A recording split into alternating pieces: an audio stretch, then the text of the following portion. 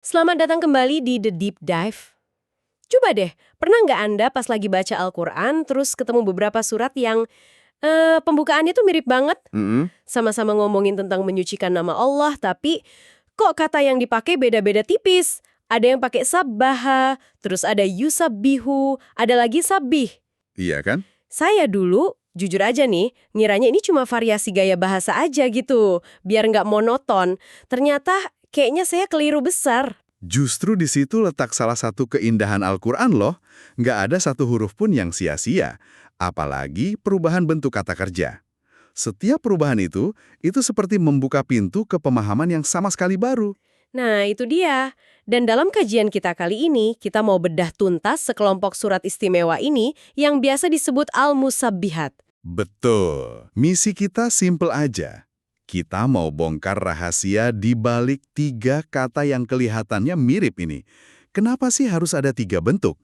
Dan ini bukan cuma pelajaran tata bahasa Arab loh. Jauh dari itu. Di balik satu kata ini, ternyata ada pesan yang dalam banget tentang hubungan kita dengan Tuhan dan juga dengan alam semesta. Sumber kita tentu saja ayat-ayat Al-Quran itu sendiri. Bisa dibilang, ini perjalanan untuk mendengar kembali simfoni alam semesta yang mungkin selama ini terlewat oleh kita. Oke, mari kita mulai dari yang pertama ya. Kelompok surat yang diawali dengan kata kerja bentuk lampau, sabbaha. Sabbaha. Waktu saya baca ini, kesan pertama yang saya tangkep tuh kayak baca buku sejarah. Seolah-olah tasbih ini adalah sebuah peristiwa agung di masa lalu yang udah selesai dan dicatat. Apa pemahaman saya ini terlalu sederhana atau gimana? Nggak salah sama sekali. Tapi mungkin bisa kita perdalam lagi. Menggunakan bentuk lampau atau fi'il madi, itu lebih dari sekedar sudah terjadi. Oh, oke. Bayangkan ini seperti stempel kosmik atau akta pendirian alam semesta. Sabbaha itu mendeklarasikan bahwa penyucian Allah oleh segala sesuatu di langit dan bumi adalah sebuah fakta primordial. Fakta primordial. Betul. Ini bukan opini, bukan sesuatu yang dimulai kemarin. Ini adalah kondisi default, factory settingnya seluruh eksistensi. Jauh sebelum kita ada untuk berpikir, alam semesta sudah bulat suara menyucikan penciptanya. Wow, factory setting. Saya suka banget istilah itu. Jadi ini kebenaran dasar yang jadi fondasi dari segala hal ya. Tepat. Coba kita lihat contohnya di surat Al-Hadid. Ayat pertamanya, Sabbaha lillahi ma fis samawati wal ard. Telah bertasbih. Lalu langsung dilanjutkan dengan Wahuwal azizul hakim. Dan dialah yang maha perkasa lagi maha bijaksana.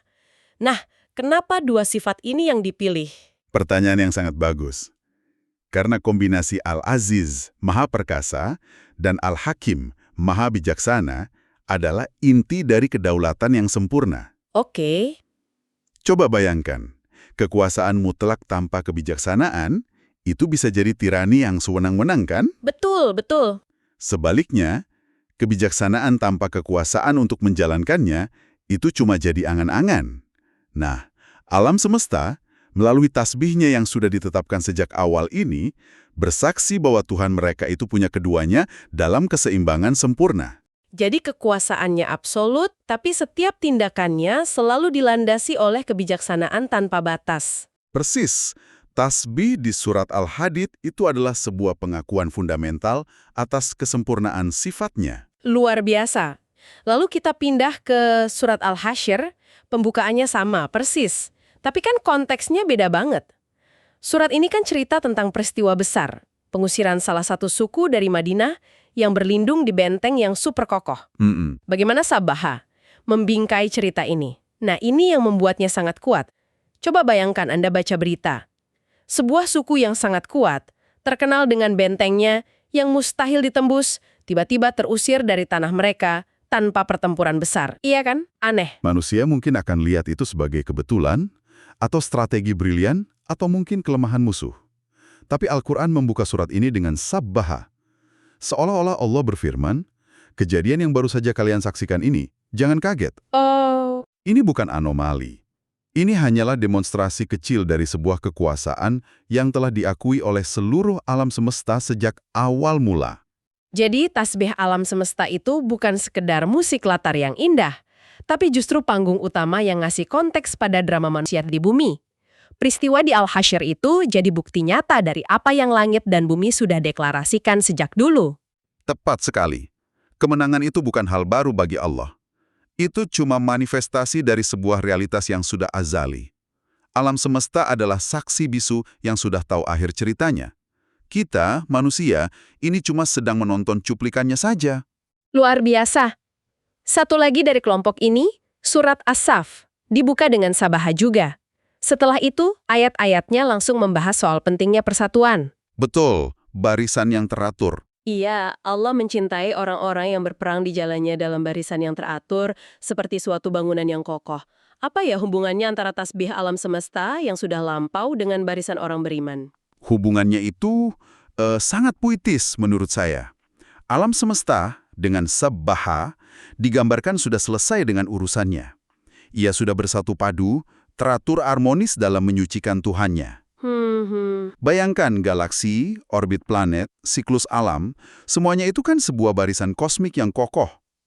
Lalu Allah seakan menoleh kepada orang-orang beriman dan berkata, "Lihatlah alam semesta, mereka sudah berada dalam barisan yang lurus sejak dulu. Wow. Sekarang, aku ingin melihat kalian, makhlukku yang punya pilihan, untuk mencerminkan harmoni kosmik itu dalam barisan perjuangan kalian di bumi." Jadi, kesatuan barisan kita di dunia adalah upaya untuk meniru kesatuan alam semesta yang sudah sempurna itu.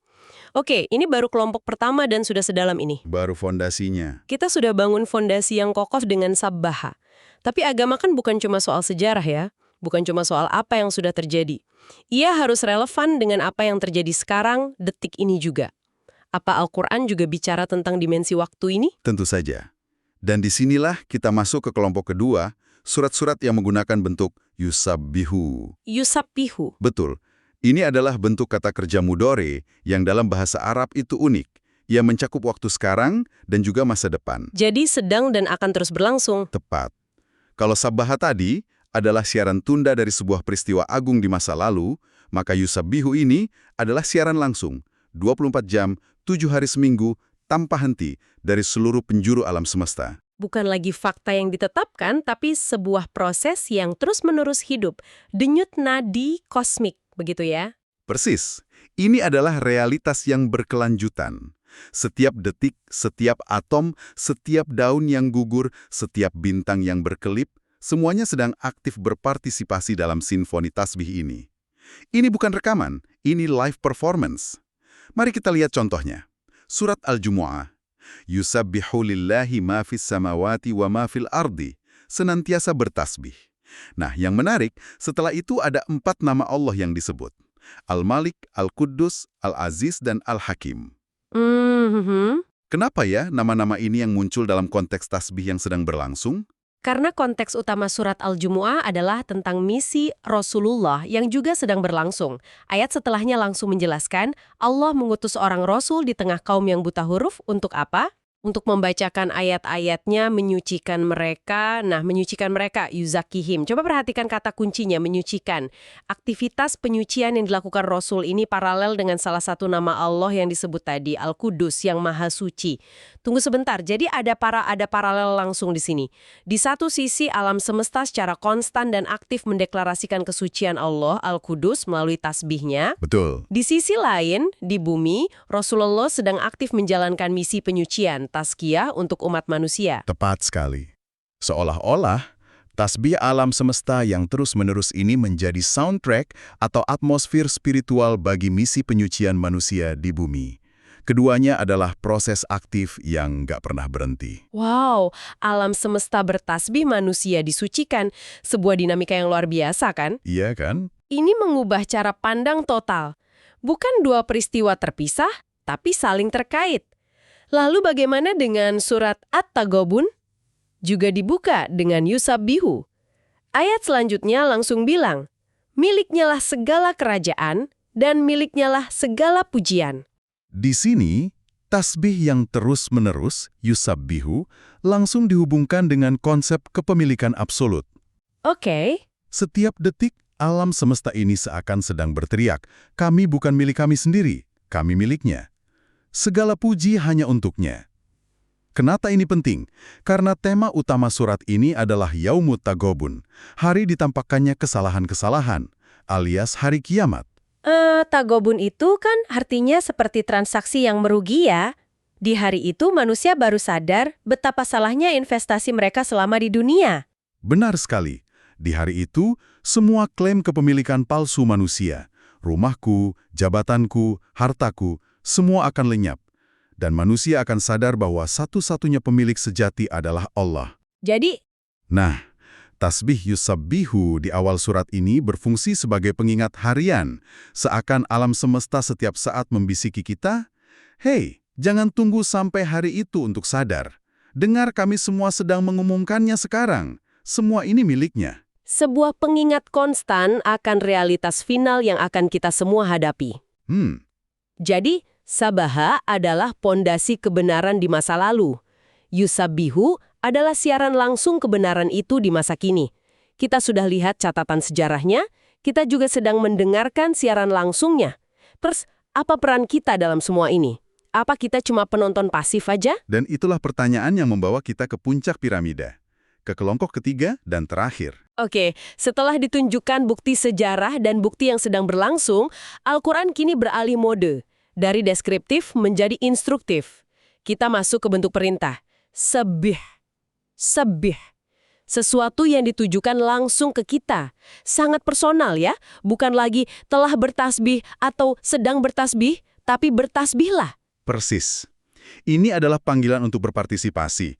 Ini adalah sebuah tugas etis dan spiritual. Coba pikirkan deh, bintang, pohon, gunung, hewan, mereka semua bertasbih secara fitrah. Secara insting, mereka nggak punya pilihan lain. Betul. Tapi, manusia, makhluk yang diberi akal dan kehendak bebas, panggilannya berbeda. Kita tidak dipaksa. Kita diundang. Undangan untuk secara sadar, dengan pilihan kita sendiri, menyelaraskan diri dengan simfoni agung alam semesta. Dan disinilah letak kemuliaan tasbih manusia, karena ia lahir dari pilihan. Contoh paling terkenalnya tentu surat Al-A'la. Sabbihisma rabbikal a'la. Sucikanlah nama Tuhanmu yang maha tinggi. Sangat lugas. Dan perhatikan urutannya. Perintah ini datang di ayat pertama. Setelah itu, baru Allah merinci siapa dirinya. Oh iya ya. Yang menciptakan, lalu menyempurnakan. Yang menentukan kadar, lalu memberi petunjuk. Urutan ini sangat penting. Seolah-olah Allah berkata, "Bertasbihlah kepadaku." Lalu kita bertanya, kenapa? Kamu bertanya kenapa? Karena akulah yang melakukan semua ini untukmu dan untuk alam semesta. Jadi, tasbih kita itu bukan ketaatan buta, tapi sebuah respons. Respons yang lahir dari kesadaran, dari rasa takjub dan syukur setelah melihat semua karyanya. Tepat. Ini adalah kesimpulan logis.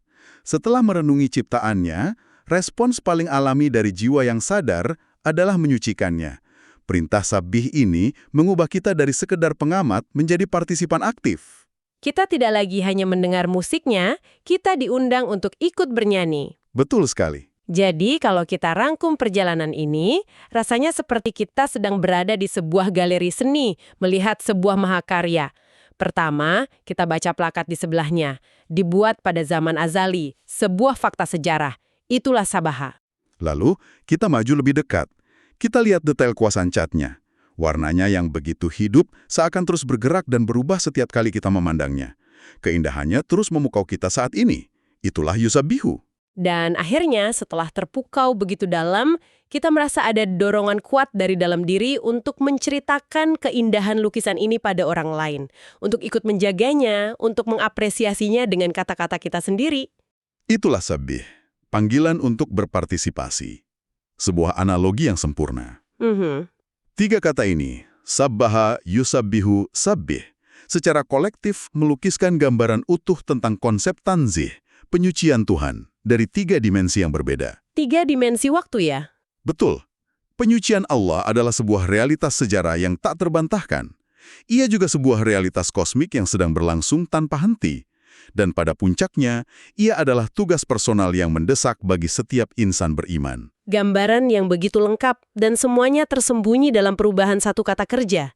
Ini benar-benar menunjukkan betapa padat dan dalamnya bahasa Al-Quran. Dan ini mungkin bisa menjadi bahan renungan akhir untuk Anda bawa pulang. Silahkan. Jika seluruh alam semesta, dari partikel terkecil hingga galaksi terbesar, secara fitrah dan terus-menerus bertasbih kepada Sang Pencipta tanpa pilihan, lantas, apa makna istimewa dari tasbih yang diucapkan secara sadar oleh lidah seorang manusia? Satu-satunya makhluk di alam raya ini yang justru diberi kemewahan untuk memilih ingkar.